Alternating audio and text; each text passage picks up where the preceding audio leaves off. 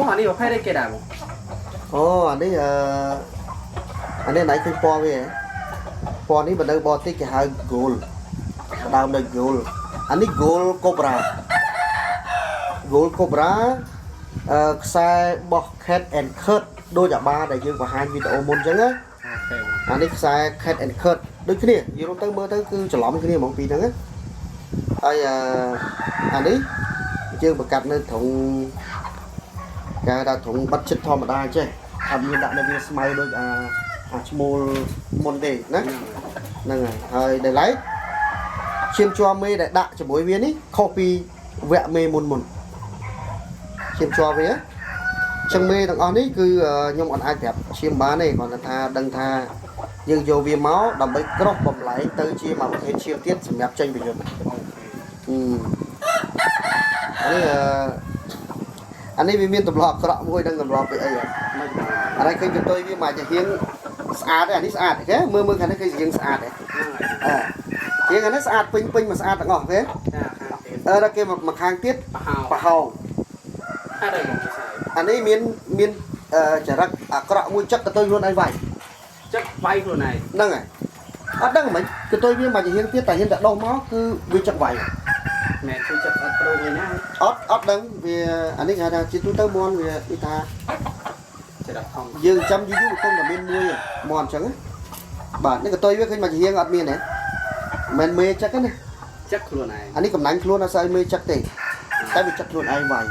អានេះវាកាចចង់និយាយថាវាកាចឬក៏ខ្លះគេអាចនិយាយបានថាមន់វា stress កាលណាវា stress វាចឹកខ្លួនឯងប៉ុន្តែអានេះទីធ្លាយើងក៏ធំដែរហើយមេដាក់ឲ្យវាក៏ច្រើនដែរអានេះសូម្បីតែដាក់នៅត្រង់វាខាងក្រៅធំក៏វានៅតែចឹកដែរអញ្ចឹងអត់ដឹងទេអានេះរកវិធីសាស្ត្រធ្វើអីវាបានទេអញ្ចឹងគឺកន្ទុយវាអញ្ចឹងហើយមានតែមកជាហៀងស្អាតអញ្ចឹងគេនេះមកជាហៀងនេះពេញទៅមកជាហៀងទៀតឲ្យតែហៀងទៅដុំពងមកបន្តិចចាក់ទៅចឹកហើយវាយខ្លួនឯងវាយខ្យល់វាយខ្យល់ទេជួនកាលចឹកពុបអញ្ចឹងទៅរោរោនោះមានន័យថាវាវាយទៅផ្ទះតែឯងពុបតែឯងអញ្ចឹងទៅGold Cobra បាទអានេះប្រភេទរឹងល្អហើយជើងដង្ហល់ពួកនេះខ្សែកន្លែងបងប្អូនវាមានច្រើនណាស់ចាំមើលយើង insert រូបបងប្អូនវាមើលស្អាតដែរនិយាយរួមទៅឲ្យតែពូជGold Cobra នេះគឺល្អមកបាទ Gold Cobra នេះគឺល្អមកវាយណាស់តែបើចង់បាននេះយើងតាក់ទងដល់ណាកសិដ្ឋានស្ដេចបាសីបង្កាត់ព្រៃសរហើយនិងកសិដ្ឋានសេដ្ឋីដូងកសិដ្ឋានពីរហ្នឹងគឺជាមួយគ្នាណាបាទកសិដ្ឋានតែពីរហ្នឹងជាមួយគ្នាទេគាត់ថាមួយបង្កើតយើងបើកដំបងនោះគឺយើងបើកនៅសង្កាត់ព្រៃសរឥឡូវហើយក្រោយមកទៀតយើងបរិចដីដោយសារតែនៅភ្នំពេញដីវាថ្លៃអញ្ចឹងយើងពង្រីកមកតាមខេត្តដើម្បីពង្រីកទីតាំងប្រកាសរបស់យើងមកភូមិសេដ្ឋីដូងនៅ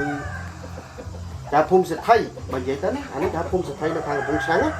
អញ្ចឹងយើងទិញដីនឹងបរិចដើម្បីបរិចកសិដ្ឋានយើងដោយសារតែភូមិនឹងឈ្មោះសេដ្ឋីហើយដីនេះវាទលាយធំពេកយើងដាក់ចង្ការដូងចូល